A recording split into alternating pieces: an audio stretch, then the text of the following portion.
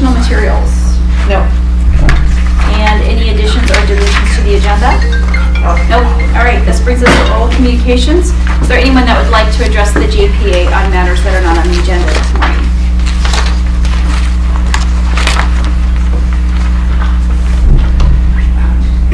Jean Brocklebank.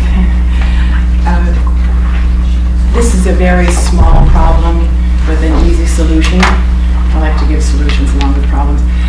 This library system is so overworked. Susan's job, I don't know how you do it. And everybody else, cannot give enough accolades to everyone involved in this library system. For the public, however, that said, and I don't diminish any of that, sometimes it's very difficult to be engaged in our public library system governance. And I'll give you an example and suggest a solution. It'll probably take money. But we always like to read the agenda packets and be prepared and know when the meetings are coming. And we checked on the Santa Cruz Public Library's website, and there was no meeting listed on the meetings for today. There was the March 7th meeting, but there was nothing. And we did find in the packet of the meeting before a statement that said there would be one on the 7th. So we were very confused, and we had planned not to come to this meeting today. One of us sent an email to Susan, and bless her heart, on a Sunday, she's not working on Sunday, on a Sunday she replied to that email and said, yes, there is a meeting on February 7th. Thank you so much for that.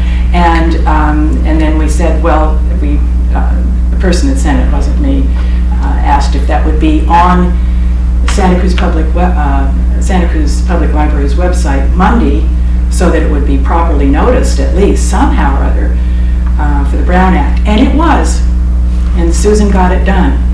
So the problem is that a lot of times the Santa Cruz Public Library's website has mistakes on it. And Susan knows and Janice knows, because we will send them an email and we'll wave a flag and say, hey, look at here, and can you take care of that? And they always fix it. But there isn't anyone, apparently, who has the ability, that a public website is an information document all the time.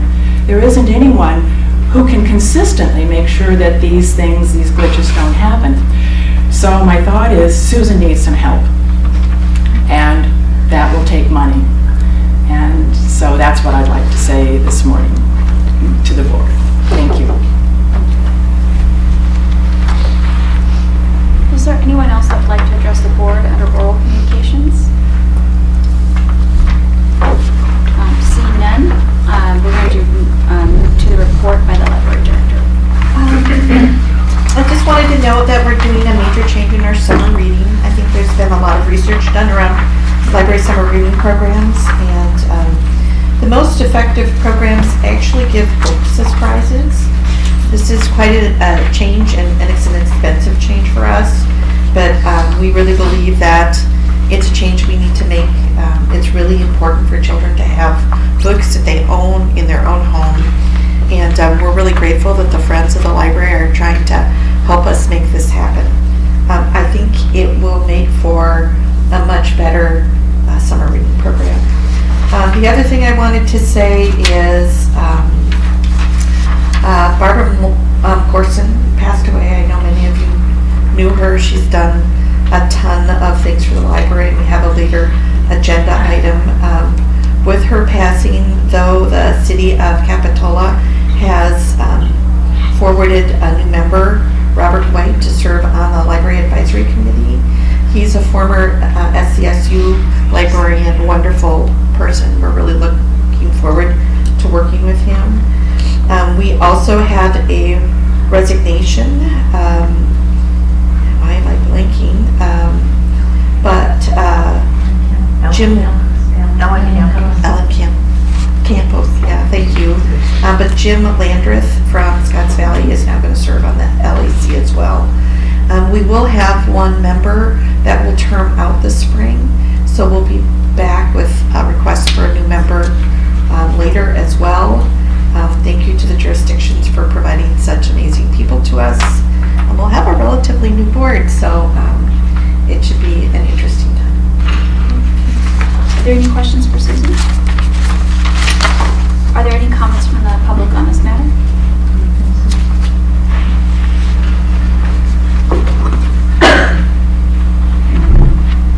Here I am again.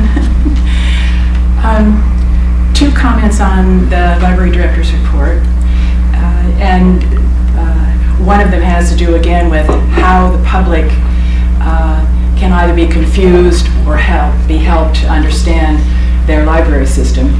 And I noticed, Susan, when you were giving your report, you called it the Library Advisory Committee, and in your director's report, it's twice called the Library Advisory Committee. It's the Library Advisory Commission. And the only reason I say that is because there had been great confusion during the past 2 years with the Downtown Library Advisory Committee, which was an ad hoc committee.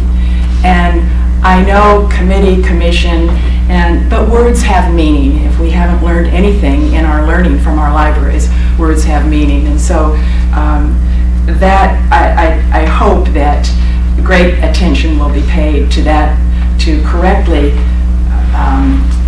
defining what the library bodies are. And in that case, also, even the Library Joint Powers Board is very confusing. If you look at the enabling legislation and the Fourth Amendment, it's called the JPA, Joint Powers Authority, one place. It's called the Joint Powers Board. It's called the two or three times in this document for today, it's called the Joint Powers Authority Board. I know it's a board of directors, but it's a little confusing, and if you go to the website and try and find these things by acronyms, sometimes it can be a little confusing. And then one other thing that has bothered me personally in reading the director's report, it's about the Code Combat. The launching the Code Combat video learning game in Scotts Valley, and I think it was at Live Oak. I went and looked at that Code Combat, and basically I know it's a learning tool, but it's filled with weapons of death, swords, arrows. The whole thing is very aggressive in terms of how you learn to write code. It involves things that just don't seem to go with Santa Cruz, and I would like the library to reconsider that program. Thank you. I apologize if I would be remiss if I didn't recommend the book every once in a while. This came out last fall, and I'm sure many of you heard about it. It's called Palaces for the People: How Social Infrastructure Can Help Fight Inequality, Polarization, and the Decline of Civic Life. And the gentleman's a big fan of public libraries, but I think in your work you might find pass it around. It's useful, and I thought you might enjoy it. Thank you. Any additional comments? Okay, let's move on to the report by the Friends of Santa Cruz Library. Morning, everyone. I left a schedule of our community reads throughout there, and one to take note of. I mean, there's some great events, and I think one's tonight, exactly. But their signature event is February 21st, which is hopefully 2 weeks, or is it already next week? Where they'll have a talk with the authors of the Death and Life of Monterey Bay. And right before that, there will be a reception, which you all should have received your invitation, and we hope we'll see you there. The Friends also wanted to talk about Barbara Borson. We lost an incredible friend when she passed away, and we wanted to honor her because how she was very involved for many, many years with all the libraries. So fortunately, Karen Scott came to me. She was a volunteer from Capitola last year, and said that she had brought in an idea to the Capitola Mall and to open up a bookstore. And they were very open. So I immediately worked with her to get all the business license and insurance for the volunteers. And then our volunteers in Aptos and La Selva Beach and downtown provided over 100 boxes of books throughout that year. Our volunteers in Capitola obviously staffed the mall, and they actually had to move the bookstore twice in 1 year just to keep it in an open space. And it turned around that the Friends Board at our last meeting unanimously voted to provide $25,000 to the Capitola Construction to honor her memory just recently. And that's what I got. Thank you. Are there any questions? We have incredible friends. Thank you so much for your time. Okay, and then we have a report by the Library Advisory Commission. Hello, I'm Martha Dexter, and I'm the chairman of the Library Advisory Commission. We have not actually met since the last time I reported to you, but we are meeting this coming Monday night. And at that meeting, we will, as Susan mentioned, welcome 2 new board commission members, Bob White from Capitola and Jim Landreth from Scotts Valley. This will be the last meeting, I believe, for Supervisory District 1, Sean Campbell. And so that our next meeting will be in May. And at that time, we will hopefully welcome a new member then. We will also elect the chair and vice chair for the year. We will have the same Spotlight on Collections program that I think we're going to hear today. Susan will give us a preliminary discussion. We'll conduct a preliminary discussion on the 2019-20 budget. We're going to have a discussion around the rules and responsibilities of the Friends of the Library and the branch chapters. And I think this is important given the construction projects that are underway and the fundraising that is going on and the involvement of all of the commission members as well in these projects. And then in a measure that we like to do every year, we're going to talk again about the role and responsibilities of the Library Advisory Commission. As you know, this body has only been in existence 3 years. We're still kind of trying to find our way. As I've mentioned to you several times, we are also serve at your pleasure, and if there are issues or concerns that you have in the community about community, that you'd like some community involvement or feedback, you can definitely use the Library Advisory Commission for that. Give us a project to work on, so to speak. So that's one avenue that we think we could work with you. Again, the commission itself really needs to come to terms with what we think we can do for the community. We'll be interested in any community input that we get at that meeting. And it's a good exercise to do, I think, at the beginning of the year, especially since we have new members as well. So, do you have any questions or comments that I can? So I heard that you're encouraging us to use you as a sounding board potentially. Is there anything specific that comes to mind that you're looking for, or just kind of not me personally, but I think as issues come up, I mean, obviously the Measure Us projects, we can obviously be a resource for you on that. But other, And so I would just say that the place that I have used the Library Advisory Commission is in the strategic planning. And I think they were really essential in creating that.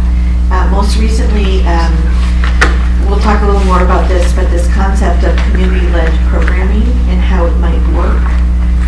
So we spent all of the November meeting almost in a conversation around. And as I reported at my last report to you, that was probably the first time I felt like we really had a good community engagement about a topic that actually came to us from the community.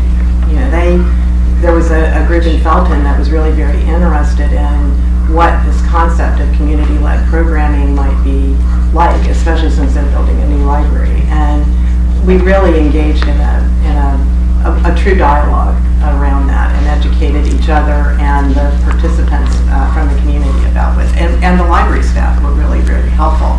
And we had a lot of people from Friends groups come, which I think was also really interesting. It was a good example, I think, of how we could relate to both the community and the libraries, that we could be a bridge for all of those discussions. And it was a good meeting. We're hoping to have more like that. Any questions from the board? No? Questions from the public? Sure. Judy Grunstra.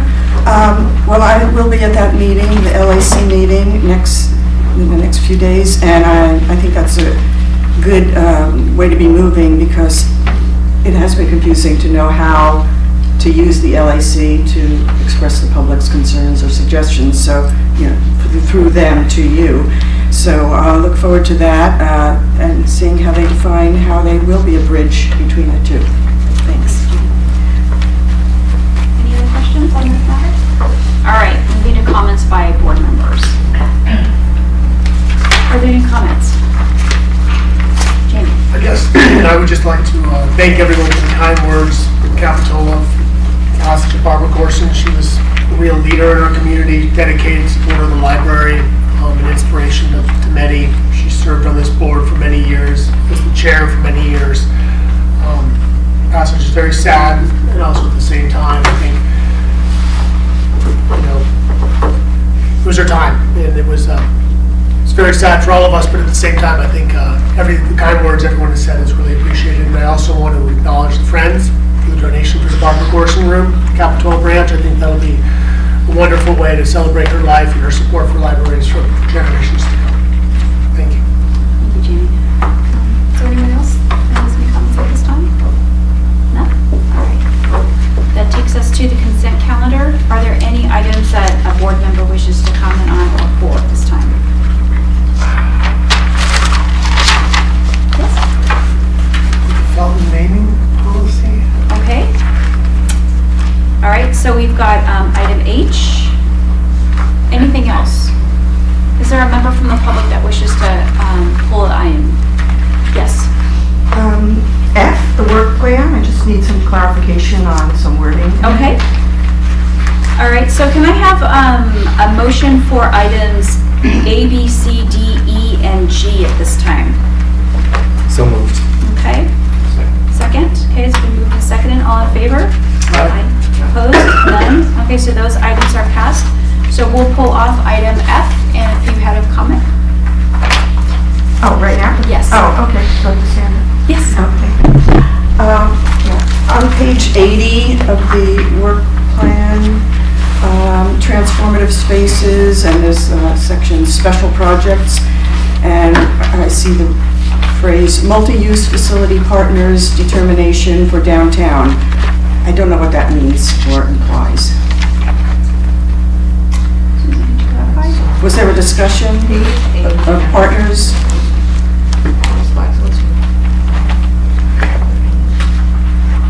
It's on page 80. Yes. Yeah. Under special projects. That's something we need to do. Oh, okay, That's so not it's something not we've an accomplishment at this point. Okay, thanks. Thank you. Jimmy? Yes.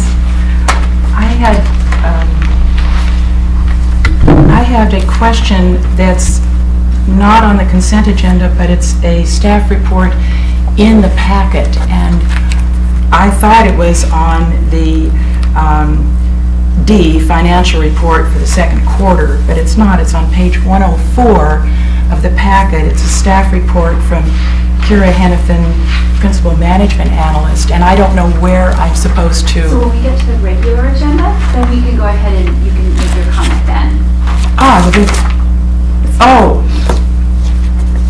Yeah. I turned the page. Okay. Thank you so much. Sure. I'm sorry. All right. If there's no more comments on agenda item F, can I have a motion for that item, please? So moved. Okay, second. Second. Okay. All in favor? Aye. Opposed? Seeing none. Okay, F passes. Let's get to item H. Jamie. So item H was a consideration for the naming policy for Felton, and I don't have a problem with it. It's just it's not indicated for any action. And my understanding was that our overall library naming policy for the JPA required us to approve each jurisdiction's naming policy. So, my understanding is that they must approve the naming policy, the naming plan, JPA must then be informed of how the naming plan is being implemented, and that the local jurisdiction must actually approve the final naming rights pieces. So we approved the Felton naming plan. This is the information about what they're going to I'm sorry, this is the do. follow-up? Yeah. Okay. And then, but they still have to go to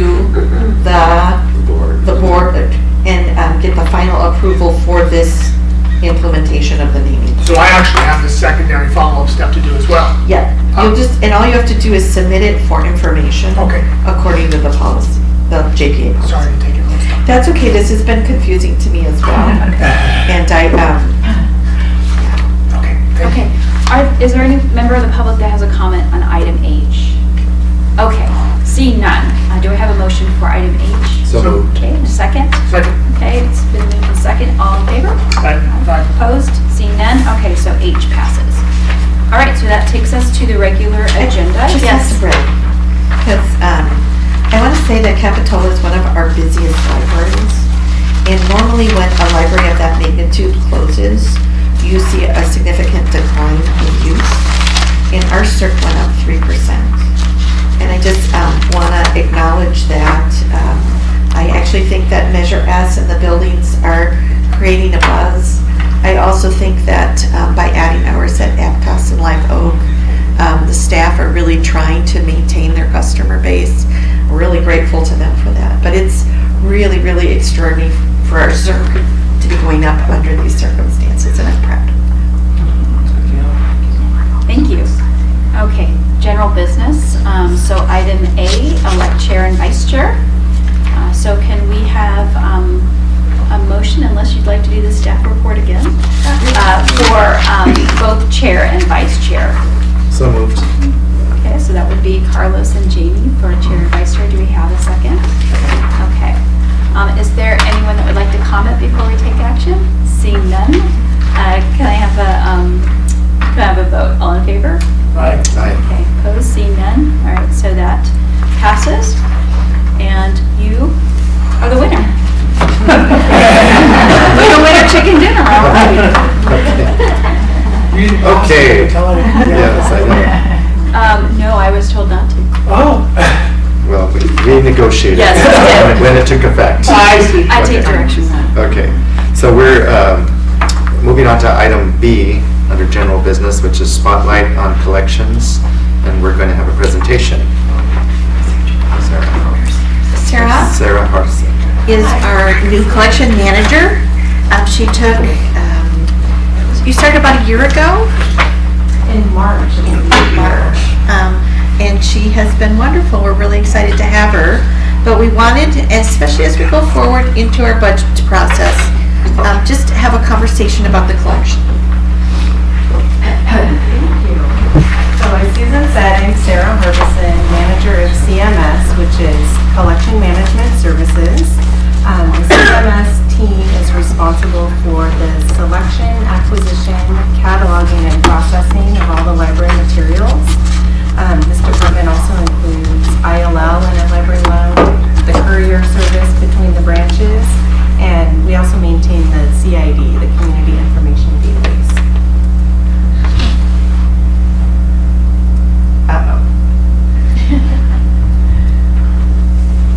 I think I left it frozen for too long. Thank you, Lynn. I'll do my best. That might do it. Thank you.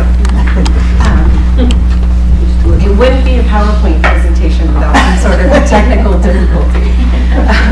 So today I'm here just to share some information about the library collection. So this is a point-in-time snapshot of the number of physical items in the collection, broken down by adult, teen, and kids.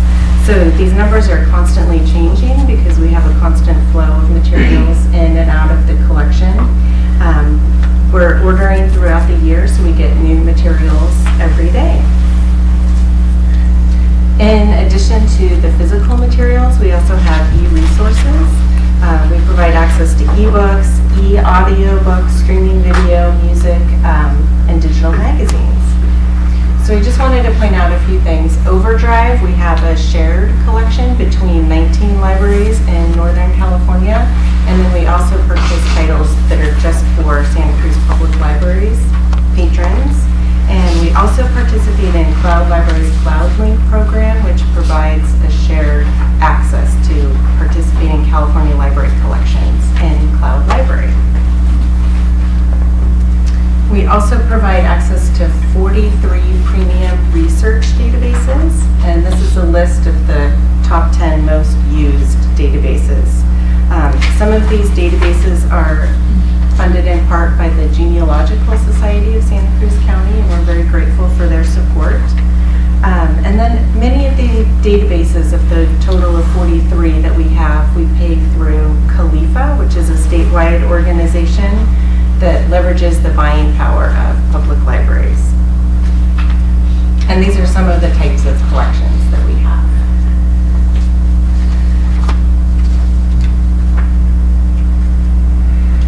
So we've got a team of selectors who are experts in their subject categories who select materials for the library system.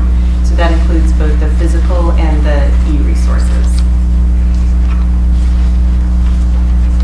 So a question we often get is, how do we decide what goes into the library collection? I want to mention that this year we're working on creating a collection development plan, and we've got a team of staff members who are working on that, and that will set standards for the inclusion and exclusion of materials. But patron demand has a huge influence on the collection. So we take requests directly from patrons, and then we also attempt to predict demand based on past usage, and then we try to predict and anticipate community needs. We follow professional review journals and publications for recommendations. If something shows up on the New York Times bestseller list, we will get requests for it if we don't already have it. So we make sure that we're looking at that.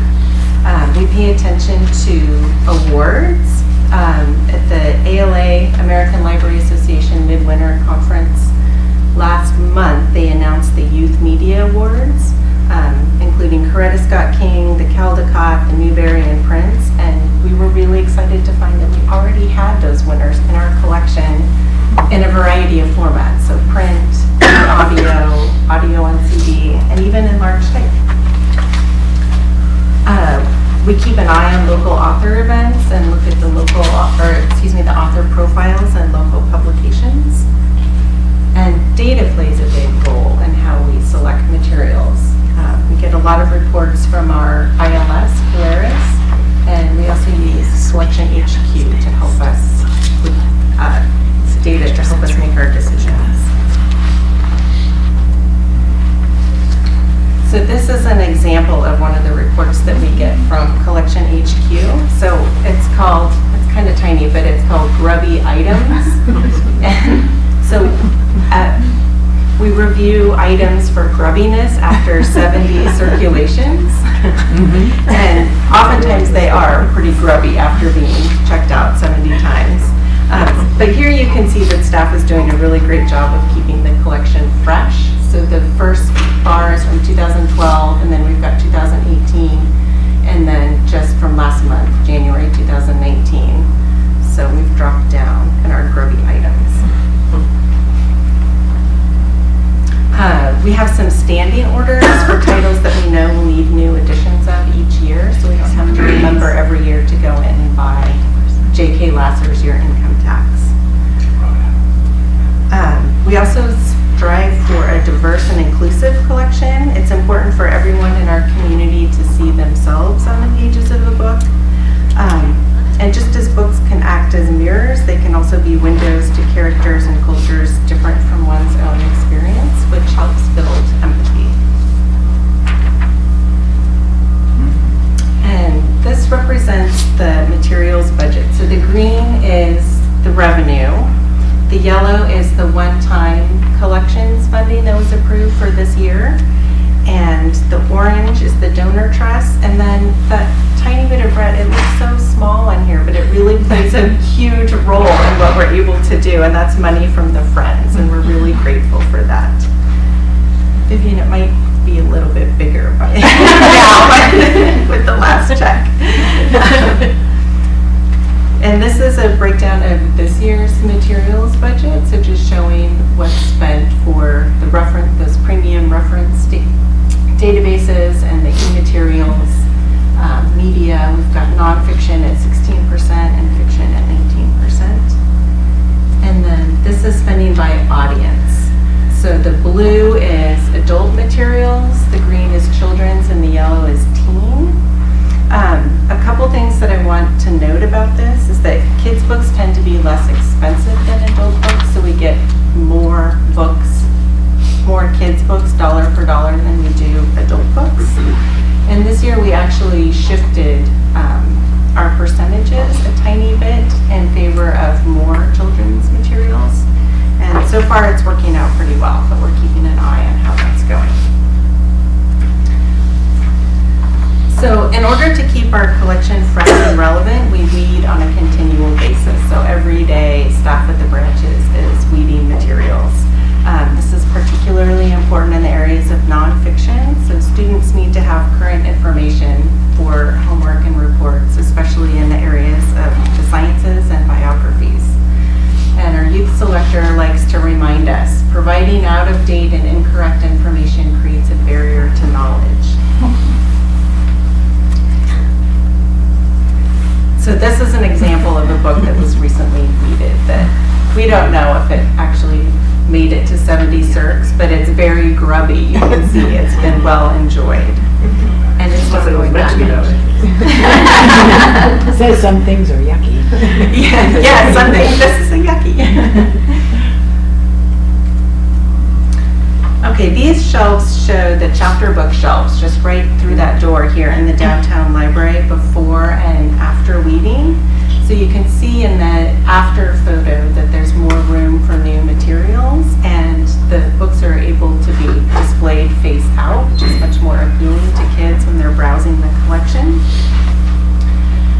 And I want to note the selector, when she's weeding these collections, will take a look and see if maybe that title would do well in another branch as long as it's still in good condition. And so we'll move things around between branches. So for those items that no longer fit our collection needs, we do have a plan for those. And the friends get first dibs for materials that are in good condition, and they sell those at their book sales, which benefit us. And books that aren't given to the friends go to Better World Books, an organization that champions literacy, and they have an online bookstore, and they also partner with Books for Africa and Feed the Children. But unfortunately, some items that we get in are just way too damaged for reuse, and they are discarded. And this is interesting. These are the top circulating titles of 2018.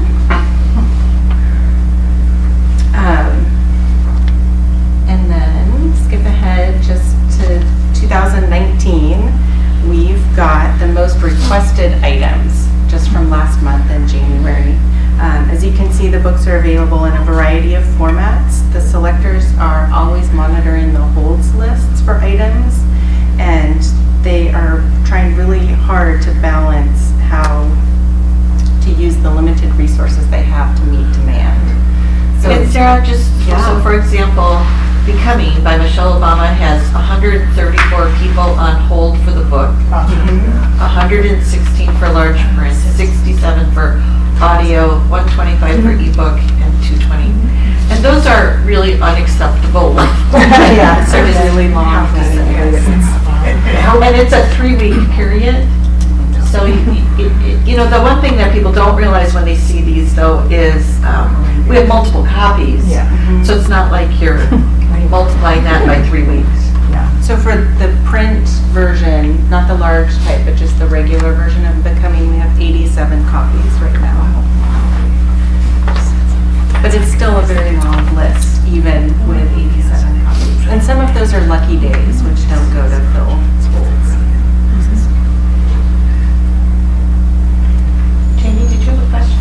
I was going to ask that question, what the numbers represented, and how many copies we had.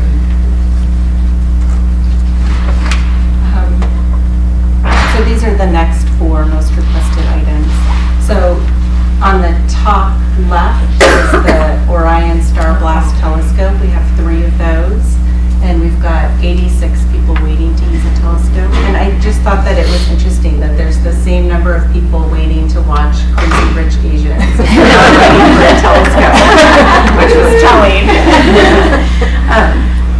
So in closing, I want to give you a sneak peek of a new format that we're introducing this week, and it's called a Vox book.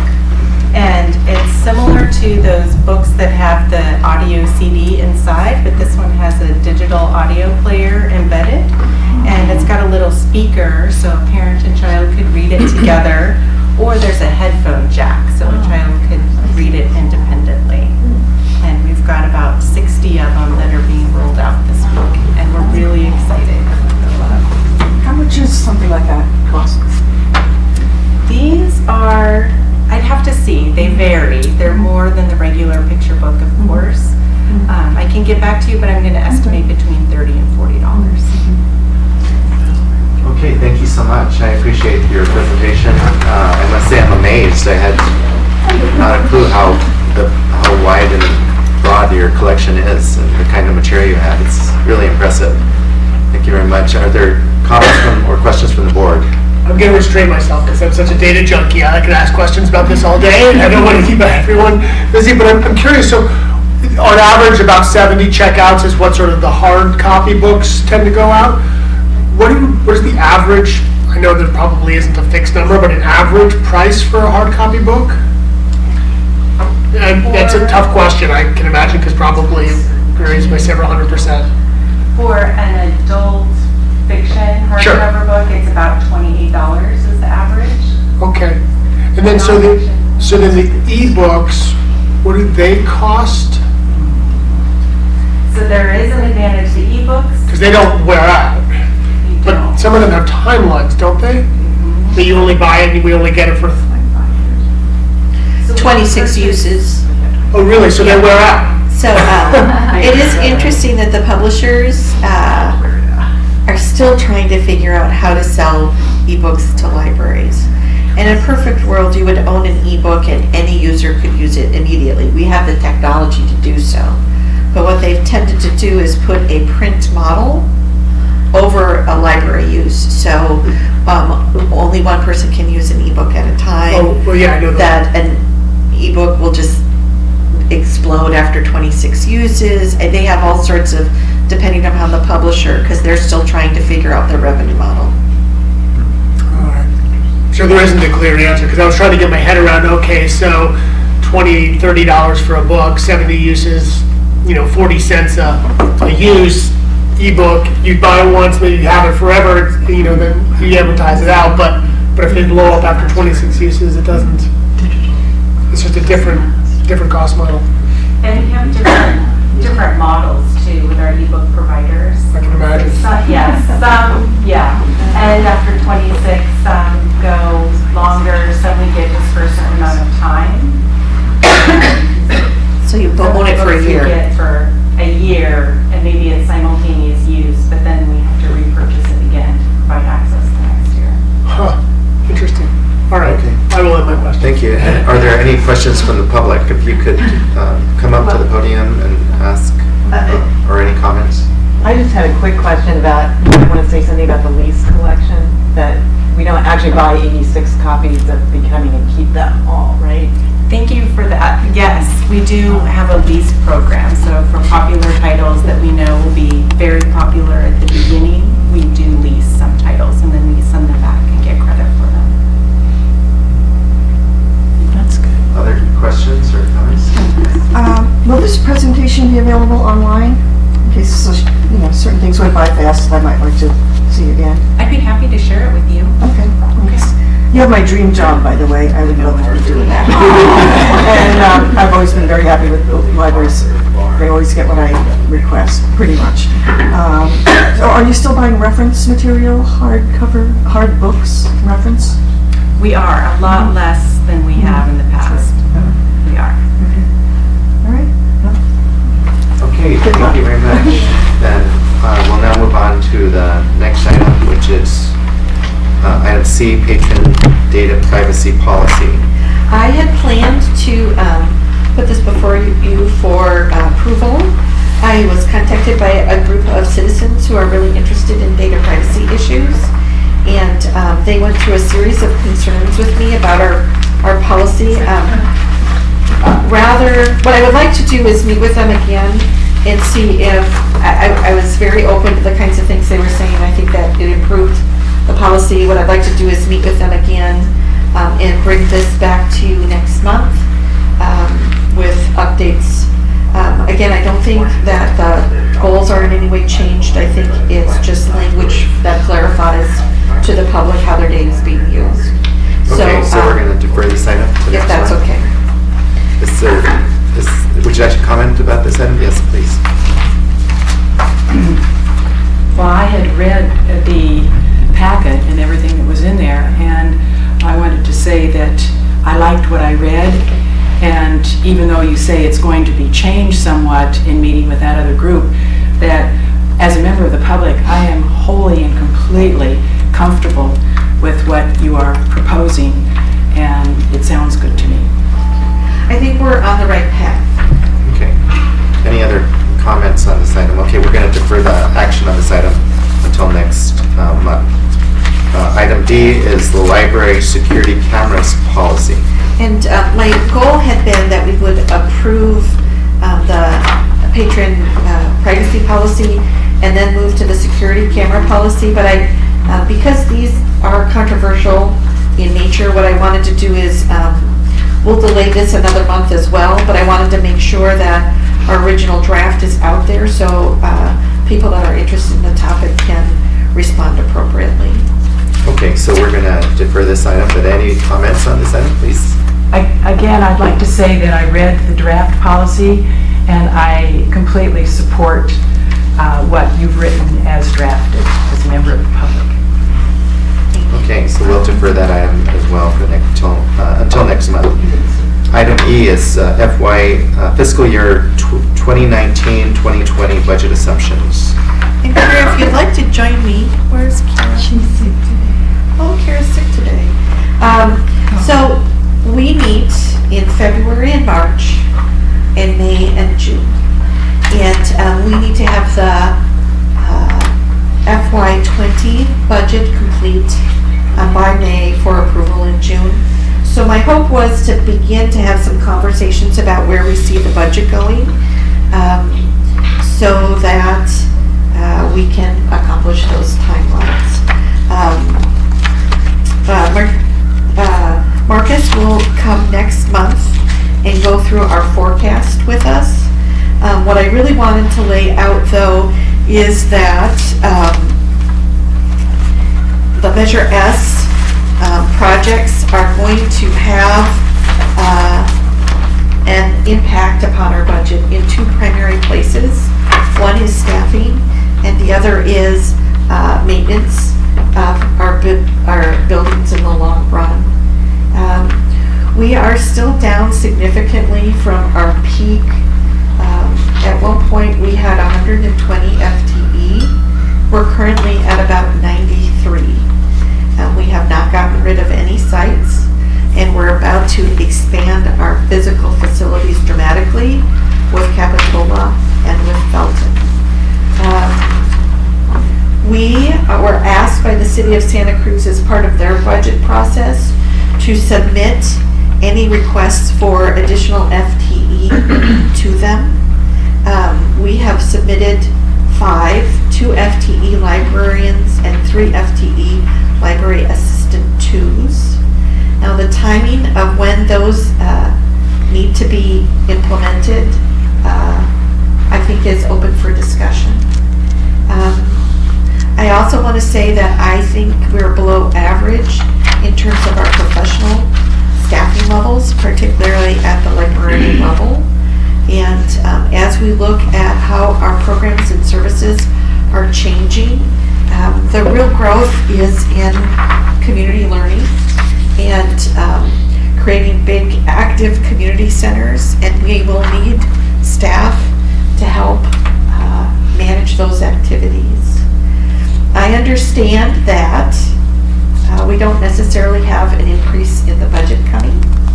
If you look at the projections in the increases in sales tax, they are not huge.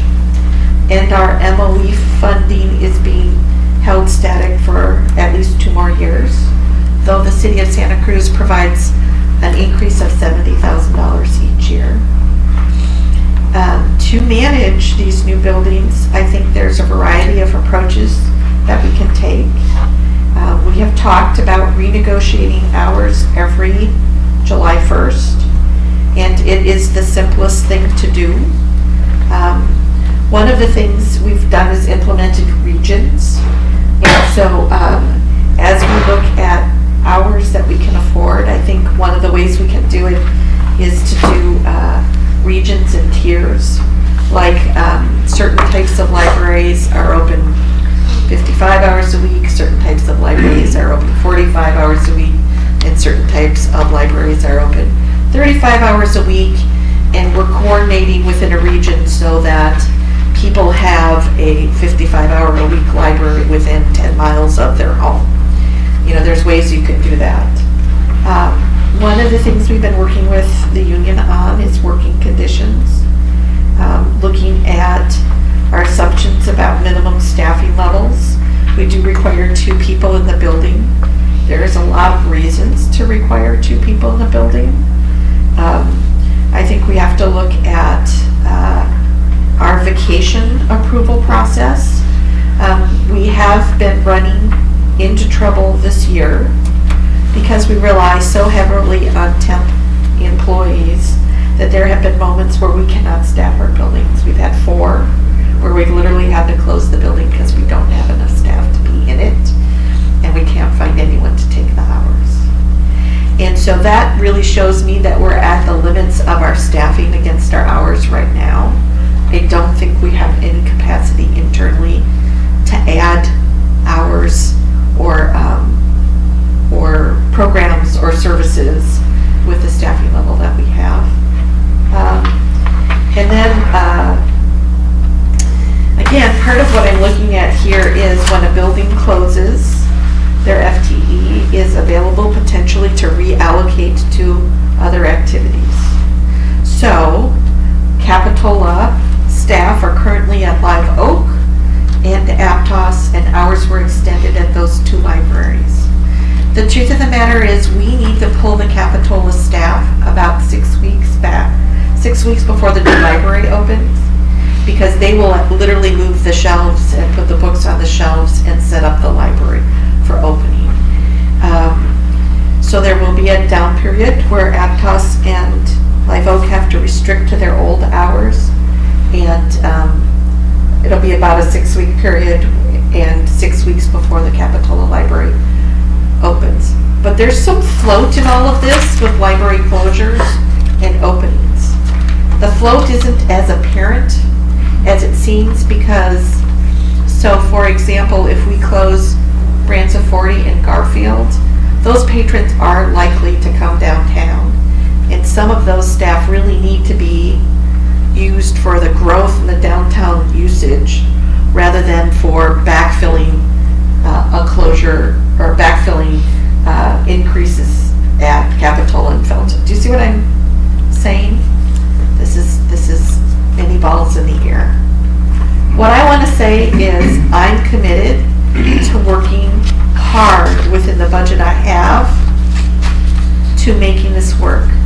But I also believe that when these projects are done, we will need at least 5 FTE more than what we currently have.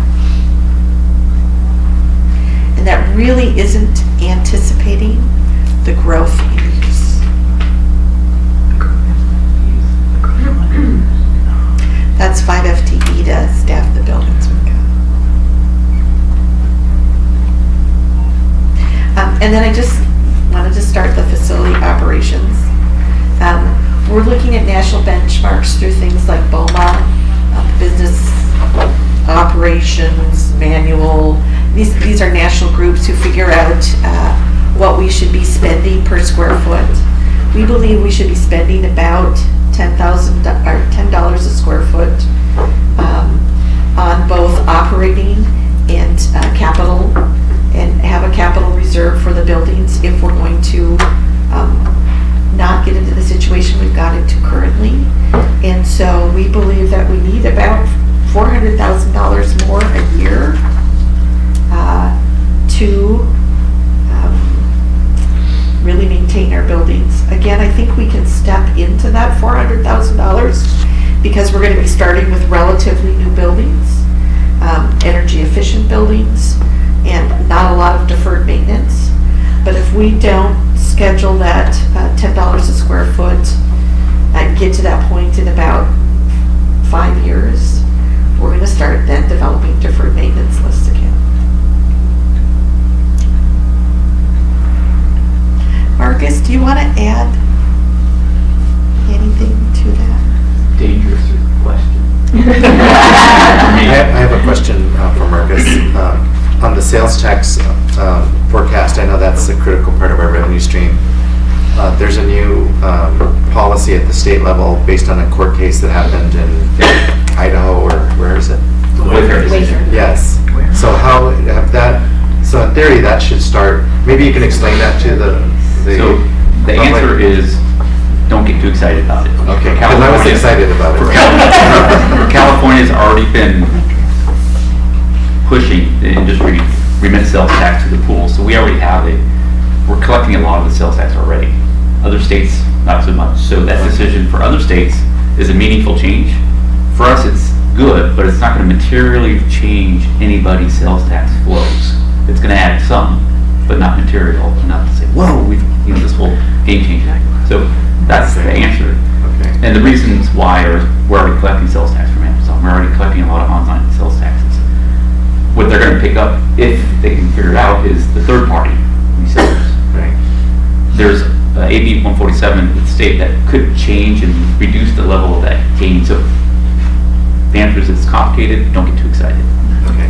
So I think just for the audience, this is an issue with our sales tax across all our jurisdictions has basically been stagnating despite us having a booming economy. And part of the answer is because of online purchases, and they weren't being fully taxed. The bigger companies like Amazon now are taxed, but there's a lot of these third-party sellers that haven't been. There's a new court case now that is being implemented by our state to try and collect those online sales and make sure local jurisdictions get their taxes, as well as the transaction and use taxes as well. It's not just the base Bradley Burns, but also the jurisdictional taxes like Measure, what was it, was it S also? It was R. Measure R.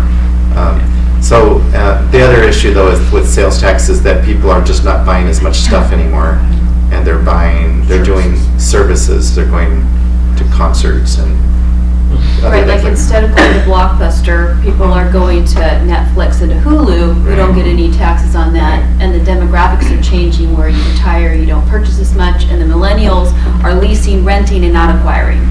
Spoken like a good city manager. I just had a presentation last night, so it's on my brain. And the digital acquisitions, you used to buy a book and you'd be taxed on it. Now you download a book and there's no tax. Same thing with music. So there's this whole segment of our economy that's just transitioning away from a taxable. So that's a worry for us because we're so dependent on sales tax, on this one sales tax, and basically the prospect of that long-term are relatively minor growth. This is, we're projecting a 2.3%, I think it is, and despite us being in a really booming economy right now still, we're not in a recession or anything, it's a very low. We used to see gains of 5 or 6% every year in sales tax for a while. In the good days, every year, sometimes you'd get 10% even. Mm-hmm. And but now this is what we're at, and so that's a concern for the library system because we're a big part of our operating budget. A big section of it is built on the sales tax. Thank you. Our economy is consumer driven. Consumers are skittish, so that's another impact. And we're in that level of time where we've second place in the country's history for the longest economic recovery period. It's unusual. An average recovery period is 5 to 6 years. The Great Recession was so big that it's expecting that this one's gone so long, but there's also a clock ticking. At some point in time, we're going to slow down. And consumers, 2/3, are very skittish. And the minute they're concerned about something, they're going to stop spending. And that's going to hit sales tax. And there's just a lot of variables that you guys are good. I think the thing I just want to say is, I think the answer for next year's budget will be in part pushing some of the costs out. In part, approving some of the FTE. I think that the MOE is producing in excess of $450,000 right now and will be available in 2 years. And I'm going to ask for it. And I think as part of that agreement in 2 years, we need to figure out Santa Cruz's share. And I think we need to do that soon so that they can begin to budget for it, because the city's trying to do a 3-year budget. We also have the Watsonville issue. There's the same MOE issue with Watsonville that we had, when I was there, we negotiated a 20-year agreement, but we only really implemented 5 years, similar to Santa Cruz, but we need to carry that out as well in Watsonville. Yeah, And that's a big issue for them. we will have balances from Measure S. And so if the balances are held by the jurisdictions and not by the library, and the jurisdictions don't have responsibility for the maintenance of the facilities, I would argue that the balances from the project should go back to the JPA at some point, and any future PAYCO, so that we can use those funds for preventing deferred maintenance. And every project, because it has to be within budget, will end with some balance. It may be $45,000, but $45,000 will go a long way in our capital maintenance budget. So we'll be coming back. Again, Capitola and Felton will not open on July 1st. So there's an annualization savings as well. But the problem comes on the out years that there is a real cost in the out years. And we need to be prepared for that. And it would be nice if we could resolve some of the issues like the future of the MOE now so that we could plan for it. Okay, are there questions from the board? So, Susan, thank you for the report. When you talk about the need for an additional 5 FTE, I'm hearing you say for 1920, but then I'm also hearing you say that that's your projection when everything is done.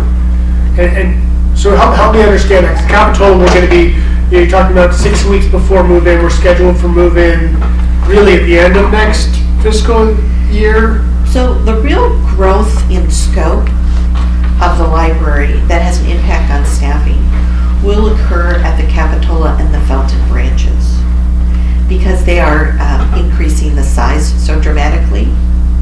And so as I look at like a remodel of Branciforte and Garfield, it shouldn't remarkably change the staffing of the libraries. So the 5 FTE really are trying to manage those increased sized libraries. And just to focus, I guess, the question. So Felton and Capitola are going to open at the tail end of next fiscal year, and then we're going to close Aptos. Hopefully you can sync it up there. So it would just seem to me that we don't have a need for that 5 FTE until Aptos reopens. I think we could play the that. Full 5 FTE. Right. And that's why I'm saying, I think that's a strategy that we need to look at for the short run. But what I don't want anyone to be unaware of in the long run, okay. That's good. There's a cost. Yeah. And that's going to be a challenge because that's Right. So has there been any discussion about when you're coming back to present us this information, to see this forecasted, to see what this looks like over time, if in fact, we had a whole bunch of money fall in our lap and we were able to fund that, what it's going to cost, and then impacts on the UAL with respect to PERS, because that is another huge issue that's out there that gives me pause about this. It's not, if, it's when the discount rate drops again. So I would like to see this kind of forecasted out, what the order of magnitude is. I think the public needs to see, because of course we had some comments under public comment about how challenging our staffing is, and that affects service levels, right? Right. So people need to understand that there's a price tag to this, and of course with Carlos's comments on we're reliant on sales tax we're in a little bit of a pickle. And so our building blocks were, Marcus asked that we build our internal forecast.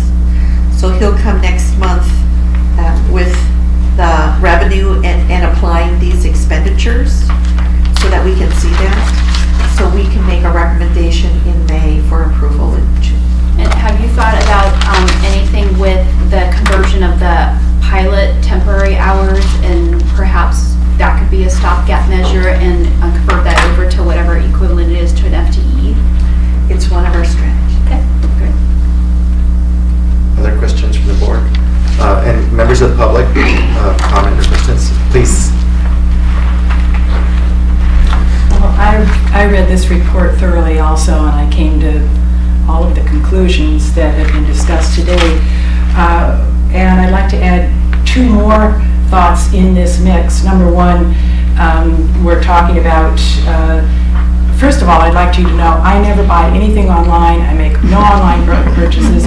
I buy from Santa Cruz businesses so that the taxes stay in our community. And I think that that is something that all of us can do. Just don't buy online. Support your community. But there are two things. We were talking about the sales tax and problems, just problems meeting new programming, even if we didn't have 15,000 square feet more of library space. That's the total of Capitola and Felton, another 15,000 square feet. And that is, yes, we're still recovering from the Great Recession, and yes, everything is booming, but all bubbles burst, and everybody knows that we are headed for another recession. So on top of the other dismal stuff that was being discussed, we have to also incorporate what's going to happen when there's another recession. And for instance, people aren't buying new cars and getting sales tax from the new cars on the new car lots in Santa Cruz. The other thing, and I'm going to go back always, because I live in Live Oak, and the Live Oak Library is near and dear to me. Not included in this report, Susan, was the new we are going to have an 11th branch of the library, basically. The Live Oak Annex, which is going to be built within an expanded Simpkins Community Center, a mile away from the Live Oak Library, is going to also have an additional some square footage, 2,000 square feet, whatever. Again, we're forgetting that not only do we have these problems with our 10 branches, but when that new Live Oak Annex is built, and that's something, a project I'm having a lot of difficulty with, we're going to have an 11th branch that will have to be staffed, even though the Parks Director has said he's going to move his desk downstairs and sit there and be staff in the Parks Department. But so there's more than just 10 branches, and then we're going to have hours. In other words, all of this growth comes with unintended consequences, and I think that your report, and it was Kira's, your management analyst report, was excellent in laying it out, and I look forward to seeing how those problems laid out will be solved by this board. Thank you. Okay. Are there any other comments or questions? Yes. Yes, Susan mentioned the tiers, and that's the way it used to be, you know. There were tiers that were acknowledged to be more significant than some of the smaller branches, so maybe we need to go back to that. And I would put in a call to hire certificated librarians. So don't try to shortchange by hiring library assistants. Not that, you know, certain positions definitely you can get by with it, but, you know, librarians are important, and I know you can't depend on on-calls to do the programming and make the kinds of decisions that librarians can. So, thank you.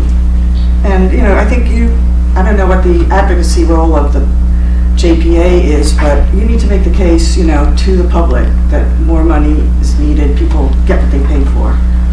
Thanks. Okay, any other comments from the public? Okay, I believe there's no action on this item. It was just informational, so we will move on to to item F, which is roles and responsibilities update. So we've been working on the lease, continually working on the lease.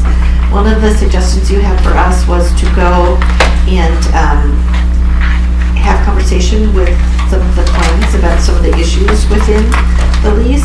Those conversations actually started this week. We started with Felton. We had a really good meeting. I do want to thank the Library Advisory Commission because they did the foundational work that gave us sort of the background to then go and talk to the friends groups. I put that draft lease terms discussion that we've used before. Again, facility development within the jurisdiction, operations within the JPA, ownership and stewardship is sort of a varied mix. I've had several conversations, and one of the things I wanted to do is review the Fourth Amendment to the JPA to look for the authorities within that Fourth Amendment. And I just wanted to go over a couple things because I am still learning about my authorities and the JPA's authorities, and I think there's areas here we need to discuss. One of the things that I've been under the impression that the local jurisdictions get to do the facility development. I do want to point out that the Fourth Amendment says that the parties shall obtain advance written approval from the Director of Libraries of all plans and specifications, including furnishings for the inside of the facility. And I think we've had a really great relationship on Felton and Capitola.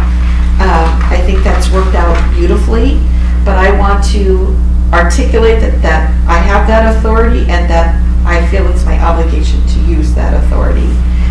Just in case anyone's concerned, I sent 2 letters this week to Jamie and the county saying that we had agreed to the plans.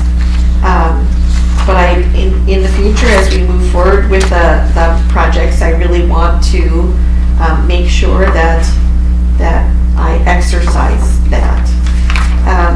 The second thing I looked for is a definition of scope of services. The Fourth Amendment says that it takes unanimous approval of all 4 directors to make changes to the board's adopted service levels. And I spent a lot of time looking for a codification of the adopted service levels, and I have not found them.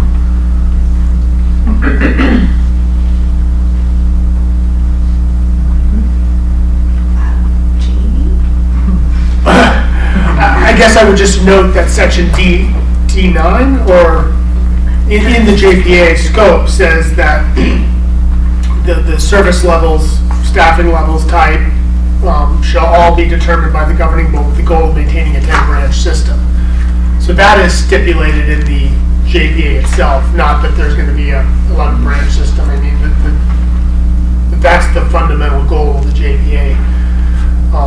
So I guess maybe not, we don't have a specific policy about what the hours shall be. Well, I think that the Fourth Amendment identifies the number of branches. Right.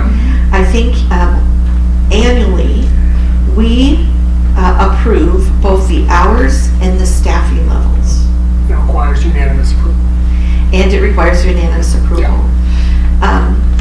What I'm curious about is, are there other adopted service levels that we need to adopt? So, for example, is the square feet of a building subject to JPA approval? Right now, it's subject to library director approval. Right now, it's subject to jurisdictions. It hasn't changed in years, and so, but now it's going to change. Well, I mean, I think Measure S required you to sign off on any of our designs. So in some sense, it's right now that approval is vested. So I can disapprove an expansion to a facility by a local jurisdiction. I think you could. My suggestion would be to bring it to the library board full library board for input. And so, probably the library commission. Right, but square footage is tied to operations, and that's tied to budget. Right. But you can add square footage without adding budget, which is something that has occurred. And I'm not trying to pick on any project. You know, in some ways the annex was codified in the Measure S documents. The Scotts Valley piece, I still think is not codified anyplace else. And if Scotts Valley would add 9,000 square foot to the library, I don't think that's really under discussion right now. But does that require an approval of the JPA? And we may want to have a policy that says this is the current JPA's adopted service level. We may want to do that so that roles and responsibilities are clarified about how changes to that occur. My fear is with the jurisdictions making, in particular, choices about buildings. It could even be a choice about a building system that could have a significant impact to the operating costs. I also think that there's an equity question here. So the county chose not to do this, but now the Discovery Park is really part of the library. So the county and the library are developing an MOU that says that the county park will be funded by the county, not by the library. But what stops a jurisdiction from giving me 40 acres? I'm just speculating. What stops the city of Capitola from saying the top lot is yours to maintain? Because the library is literally built around it. And again, none of you have done this, but I think that these policies are for the point when these issues come up. Because right now, with the jurisdictions building the buildings in the way that they are, the JPA in some ways has little to no control over potential operating cost changes. Except that you do. And you can put that on me. Well, I mean, it says that the library director or director of libraries will approve the plans and specifications, including furnishings for the inside of the facility. And I'm assuming that that was meant in the impact on operations, right? So that's your role, is your, and I'll be what you happy would do is bring it to this board. I would assume you'd bring your recommendation if you had that issue. And I'd be happy to take that. I just want to make sure that that is our understanding. I think it is, at least for me, because I think the terms of the agreement were that we are all concerned about the operational impact of capital decisions, and that's a big part of your role, and it's actually in the amendment that gives you that authority. And I think the way you would exercise it is that you would bring it to this board if you felt there was an issue with somebody giving you 40 acres of land. I hadn't thought of that, but that's a great idea. Also, as individually as city managers, if we, for instance, donation policy, if you're going to accept something and it has an adverse effect on operations, there's going to be some kind of clause in that policy that says we're going to have to think about that, and it's going to be a policy decision. So I would concur that anything like that would definitely need to go through you, but it needs to come back to the board for consideration. And so let's put the annex squarely on the table. The annex was approved through the Measure S negotiations, not through this board. We can create an annex that has very low operating costs for the library, which I think is the goal. But do I need to then bring the annex before you and say, this is the operating cost consequence? So here's my understanding of where we sit right now is, number one is, I think our JPA clearly stipulates that we have a 10-branch system, and our goal is to maintain the service levels and hours and staffing for that 10-branch system. So I don't think we can go to an 11th facility without amending the JPA. I think the Measure S document makes it very clear that you have approval of the designs and specs. And that was clearly intended so that we didn't design a bad facility to staff and manage. There's something that exceeded your ability to staff and manage. I think if you ever have a question about somebody's Measure S project and how you would staff and manage it, whether your approval should be granted or not, I would suggest coming to this board for feedback. I think there's a loophole, though, that you've identified, which deserves some conversation, is what if one of us were to do a non-Measure S project? Because your control at this point lies only in the Measure S document.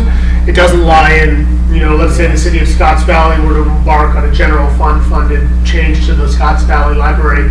There's nothing in the overall JPA that gives you that same level of authority that's in the Measure S document. So maybe when we think about a JPA amendment, replicating that Measure S language into our base JPA that says physical changes defined as such by a jurisdiction require library director approval. And I think I don't think that that's pending right now, but I think we could do that without amending the JPA agreement. I think we could create a policy that identifies this is our adopted service level. And any change to the adopted service level needs to go in front of the JPA. Just be very clear what it is. Sure. I think that might be simpler, and honestly, I think it would help me in my discussions with jurisdictions. And I mean, I think regarding the debate about the annex, at the end of the day, Measure S is, the agreement was that the county was going to get a pot of money to use as they saw fit for their libraries.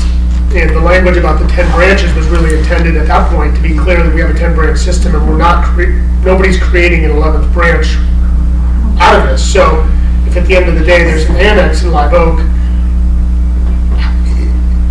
without a change to our JPA, I don't see how we're staffing it at a JPA level. I think the county would argue that it's not a branch. But you can see why I'm struggling with some of these issues. My preference would probably be to move forward than trying to reconcile what has already been decided. But what I would love to do is codify it so we know what our baseline service level is. I think that's a good place to start, to codify, to at least understand it too. I think you put it in writing and let us take a look at it as a draft and the starting point. I agree. So the other piece related to this was the discussion about gifts. And Jenny, you said it well, but I think we have set up the meetings with the Friends. The meeting with Felton went really well. And it's really talking about the library's roles and responsibility, the Friends of the Library, and the chapters. We created an MOU between the library, JPA, and the Friends. We're going to ask that the Friends create MOUs with the chapters outlining roles and responsibilities. One of the things that we went through is gifts. And I think the idea would be that gifts that are given to the library will be under the management and stewardship of the library. Gifts that in some way modify a building would have to be approved by the local jurisdiction. So the Scotts Valley Friends have been very generous with the Scotts Valley Library. It had a very limited budget, and they have funded many infrastructure items like lighting and a deck. Those kinds of things would have to go through the jurisdiction, but that if someone did a piece of art that hung on the wall, that would be owned by the library through the JPA and be subject to the JPA's gift policies. Does that make sense? I will tell you how those conversations go. Okay, any further discussion from the board? Are there comments from the public? Please come to the podium and get comments on this item. Needless to say, this one Susan, in your report that you bolded those portions that actually gave you that authority. I'd like to clarify something. The Live Oak Annex was not codified in Measure S. The only thing that Measure S said was the facilities, and it was referring to the existing 10 branches when it said repair, upgrade, and mentioned possible expansion. The Live Oak Annex is going into the Live Oak Community Center. It's not an expansion of the Live Oak Library. And so it was not codified, and in fact, the public didn't know about the Live Oak Annex before it voted on Measure S, so I'd like to clarify that. The other thing is that the Measure S, well, I just said that, it was for the existing 10 branches. And the county jurisdiction now, Carlos, you may know this, but the county is working on an expansion of the Live Oak Community Center. There, most people know it as Simpkin Swim Center, but there's a community meeting room.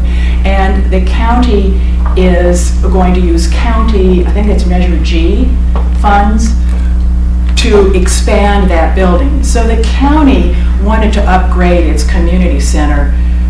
It really wanted to upgrade its community center a lot. And then the county supervisor, who was apparently annoyed that Scotts Valley got a lot of money and Capitola got a lot of money, but Live Oak didn't get very much money, worked on this project, this Live Oak Annex project, again behind closed doors. And I have great respect for our county supervisor, by the way. It's not a derogatory remark toward him personally. But I, for one, think that the Live Oak Annex deserves a second look under the policy of the Fourth Amendment and this and what you've described for us today, and it hasn't gone anywhere. It's not so far that much money has been spent. Very little money has been spent, and I think that this library system should rethink the idea of expansion, given the report that we heard later. And thank you for listening. Other comments, please? Hi, Cynthia Matthews. I actually haven't planned to speak, but I do recollect the origin of the phrase, I don't have it in front of me, that furniture and facilities had to have the right of the library director. And that was really intended for internal, not addition of new spaces. And addition of new spaces, both the park at Felton and whatever may be happening in Capitola and other branches, was simply not envisioned at the time. But the purpose of that language, as I recall, was so that to the extent there was a community process and architectural designs, that at least they met a standard of durability and function for a library purpose. And that's my recollection, not that it was a veto on additions of space. And I just want to reassure everyone that this has gone very well in Capitola and Felton. There has not been an issue. This is really about clarification of roles and responsibilities, so that if we hit issues, that we have something that we have mutual understanding about it. I do want to say that the annex language does appear in the promotional brochures around Measure S. The other thing I just also want to say is, at least when I started in this position, there was not the assumption that the annex would be at Simpkins Swim Center. We really looked at the school district, the Boys and Girls Club, were there other spaces. So I do want to assure people from my perspective, I don't think it was a plan to upgrade the Simpkins Swim Center that has made it evolve in that direction. But to my point, your power over furnishings and design was strictly related to those. We spent some money to develop standards, not saying every library has to have the same chairs, but they have to meet a certain standard of function. And again, we're doing that, so it's working. Yeah, good, thank you. Any other comments from the site? Yes, please. page 108, where it talks about the operations, and there are check marks here under the JPA being responsible for the staffing and hours, and I think maintenance, isn't it? Yeah, also above maintenance. It was my understanding that the county, this was what I understood from one of those Live Oak Annex meetings I had attended, that the county was going to be responsible for staffing and maintenance of the Live Oak Annex. So, unless I'm interpreting this wrong, this is confusing here.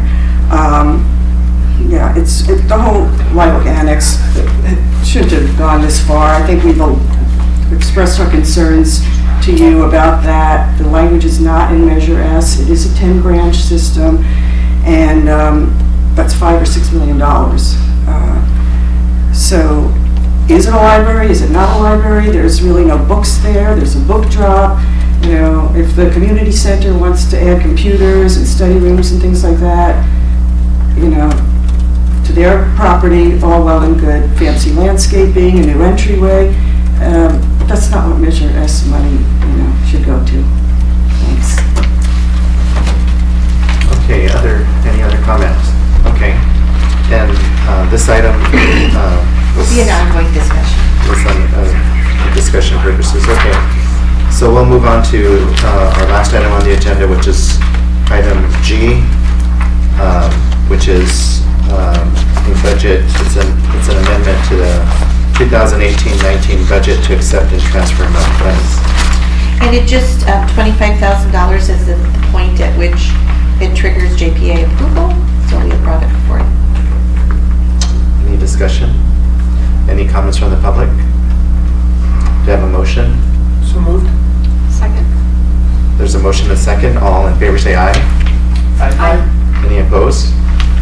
So then, that concludes our meeting, except we have an informational item on item 12, which is our updating schedule. And so we are next scheduled to meet on March 7th at the Aptos Branch Library. And with that, we'll adjourn the meeting. Thank you.